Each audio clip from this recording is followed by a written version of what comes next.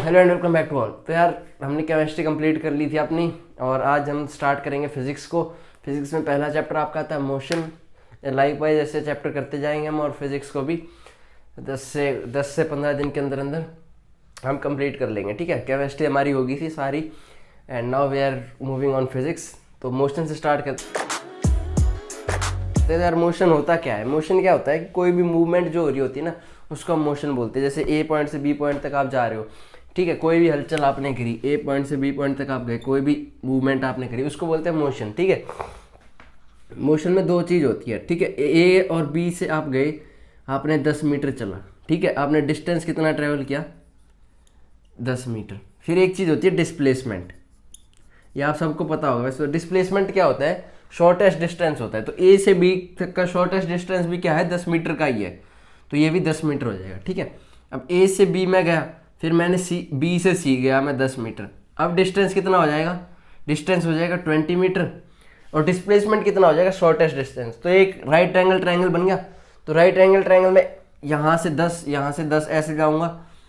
इससे बेटर है मैं ए से डायरेक्ट सी पे भी आ सकता हूँ, मैं यहाँ से घूम के जाऊँगा। इससे बेटर है मैं यहाँ से यहाँ आ जाऊँ डायरेक्ट। ठीक है, तो वो क्या हो जाएगा? शॉर्टेस्ट डिस्टेंस हो जाएगा। ठीक है, तो ये क्या आएगा आपका?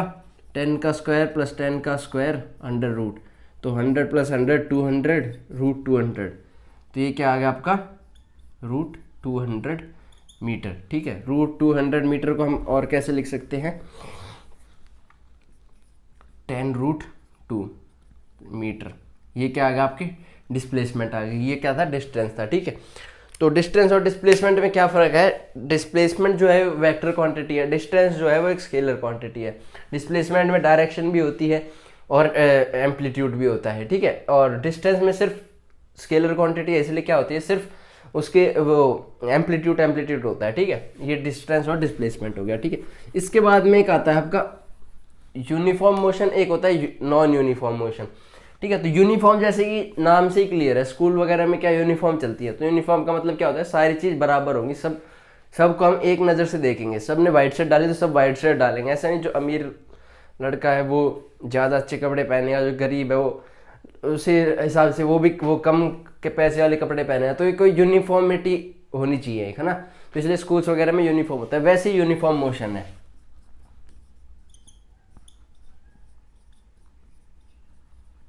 ठीक है, तो यूनिफॉर्म मोशन क्या है कि जब भी आप ट्रैवल कर रहे हो, ठीक है, मान लो आप ए पॉइंट से बी पॉइंट तक गए, फिर बी से फिर सी तक गए, फिर सी से फिर डी तक गए। ठीक है, आपने 10 मीटर ट्रैवल किया, ये 10 मीटर ट्रैवल किया, ये 10 मीटर ट्रैवल किया। ऑलराइट, तो ये भी आपने 10 सेकेंड में ट्रैवल किया, ये भी 10 सेकेंड में ट्रैवल किया, ये भी 10 सेकेंड में ट्रैवल किया। आपका डिस्टेंस भी बराबर, आपका टाइम भी बराबर, डिस्टेंस बराबर टाइम बराबर, डिस्टेंस बराबर टाइम बराबर। मतलब कि इक्वल इंटरवल ऑफ टाइम में इक्वल इंटरवल डिस्टेंस ट्रैवल किया जा रहा है। ठीक है, तो उसको क्या बोलते हैं? यूनिफॉर्म मोशन बोलते हैं। यूनिफॉर्म मोशन बोलते तो equal distance in equal interval of time. ठीक है, ये क्या होता है? आपका यूनिफॉर्म मोशन होता है। अब यूनिफॉर्म मोशन का कोई ग्राफ अगर आपसे पूछ ले कि यूनिफॉर्म मोशन का ग्राफ क्या होता है, तो ग्राफ ऐसा होता है यूनिफॉर्म मोशन का। ये आपका हो गया डिस्टेंस, ये हो गया आपका टाइम। जैसे खुद देखो, ग्राफ को कभी भी आप रट्टा मत मारना, ग्राफ को ना खुद समझ के करना, कि कुछ खुद दिमाग से सोचना कि हाँ अगर ये चीज़ बढ़ रही है तो ये चीज़ क्या क्या हो जाएगी। अब यूनिफॉर्म में क्या था? अगर डिस्टेंस 10 बढ़ेगा तो टाइम भी 10 बढ़ रहा है, 5 भी बढ़ सकता है टाइम, ऐसा कोई ज़रूरी नहीं है। फिर आगे गए, फिर डिस्टेंस 10 बढ़ा तो टाइम भी सेम बढ़ा, जितना यहाँ पे बढ़ा था उतना ही यहाँ पे बढ़ा।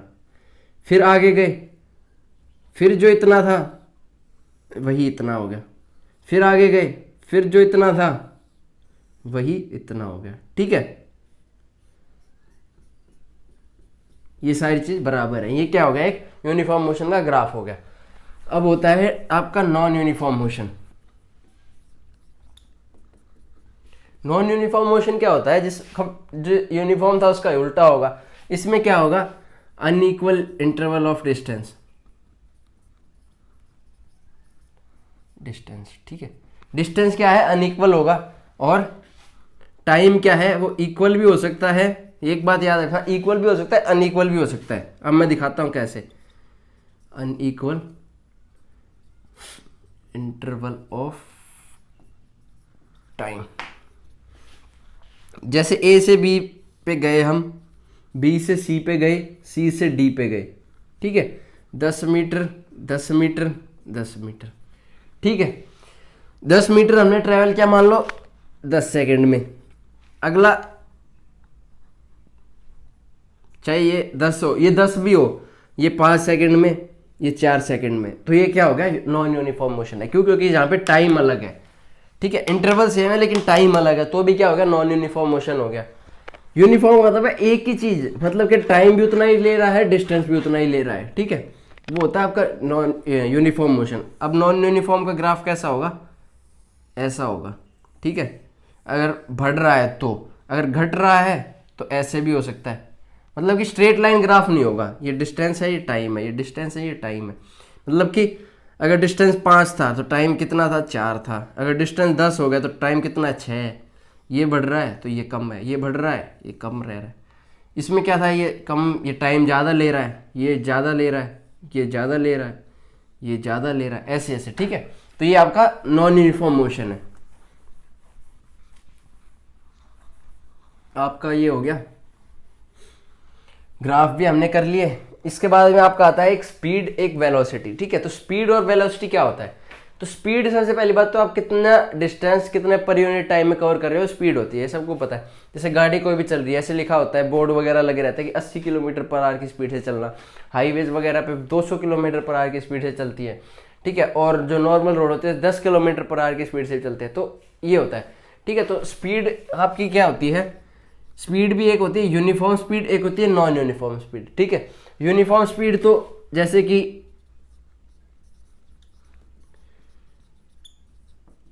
यूनिफॉर्म स्पीड क्या होता है, जैसे कि जब आपके साथ आप बाइक चला रहे हो, बाइक पे आपके फादर पेरेंट्स पीछे बैठे हैं, तो क्या है, आप स्पीड वो उसको घुमाओगे नहीं।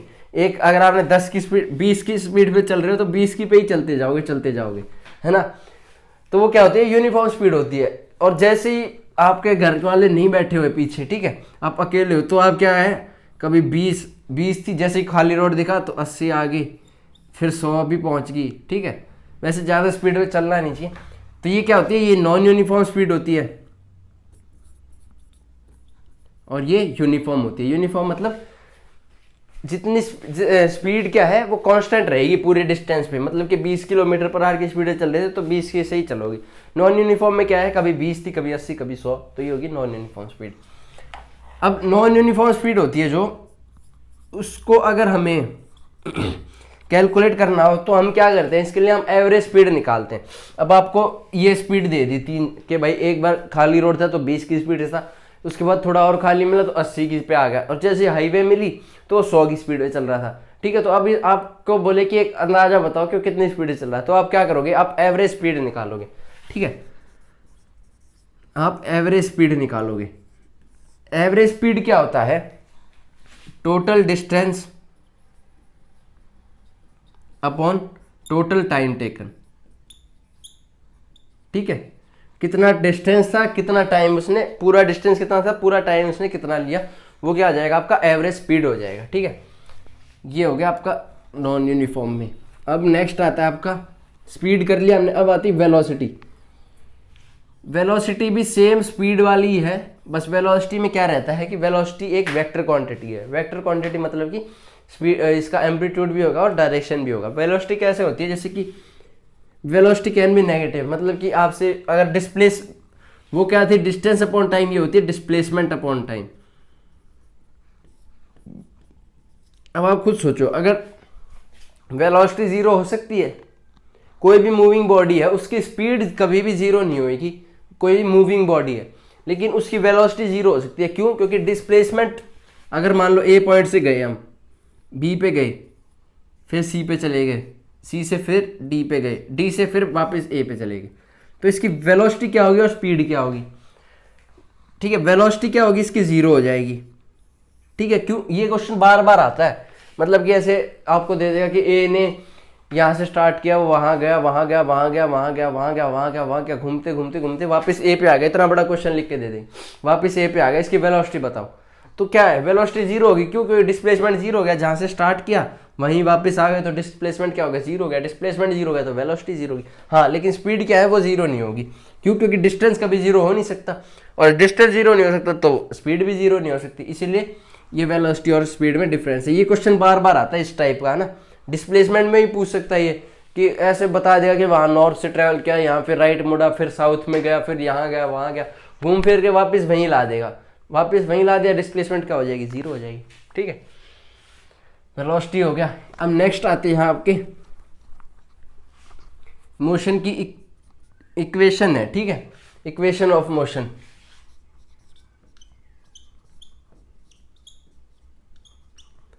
इक्वेशन ऑफ मोशन में क्या है, पहली तो आती है आपकी v equal to u plus a t. ये सबको पता होगी। ठीक है, इसमें v क्या है, v जो है वो फाइनल वेलोसिटी है। इन इक्वेशन में हम वेलोसिटी और स्पीड को बराबर मानते हैं। ठीक है, अगर आपको वेलोसिटी स्पीड दी हुई है, ठीक है, फाइनल स्पीड लिखा हुआ है तो फाइनल वेलोसिटी के बराबर होगी। इनिशियल वेलोसिटी लिखा हुआ है तो वो क्या है, u के बराबर होगी। या फिर इनिशियल स्पीड लिखा है तो भी वो u के बराबर ही होगी। ए क्या है, एक्सेलरेशन। टी क्या है, टाइम।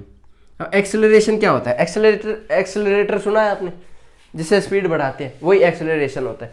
जब आप स्पीड को इंक्रीज करते हो पर यूनिट टाइम पे, जैसे 20 की स्पीड से चल रहे थे, आप 10 की से चले, फिर 20, 30, 40, 50, ऐसे जाते जाते अपनी स्पीड को इंक्रीज करना चालू कर दिया, तो जो स्पीड आप इंक्रीज करते हो ना, उसी को बोलते हैं एक्सेलरेशन। ठीक है, speed increase in per unit time. ठीक है, या फिर जो इसकी बेसिक डेफिनेशन में क्या है, change in velocity in per unit time, वो होती है एक्सेलरेशन। ठीक है, तो ये आपकी फर्स्ट इक्वेशन होगी। ठीक है, इस इक्वेशन पे कैसे क्वेश्चन आएगा, v दे देगा, u दे देगा, t दे देगा, a पूछ लेगा। ठीक है, इस पे क्वेश्चन आते हैं, है ना।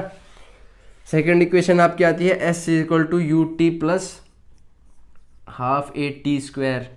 थर्ड इक्वेशन आती है आपकी v square minus u square equal to 2as। इनको आप बाय हार्ट कर लेना, इनको याद कर लेना, ये इंपॉर्टेंट है, इन पे कई बार क्वेश्चन आते हैं। ठीक है, नेक्स्ट हम देखते हैं कुछ ग्राफ्स हैं जो डिस्कस कर लेते हैं।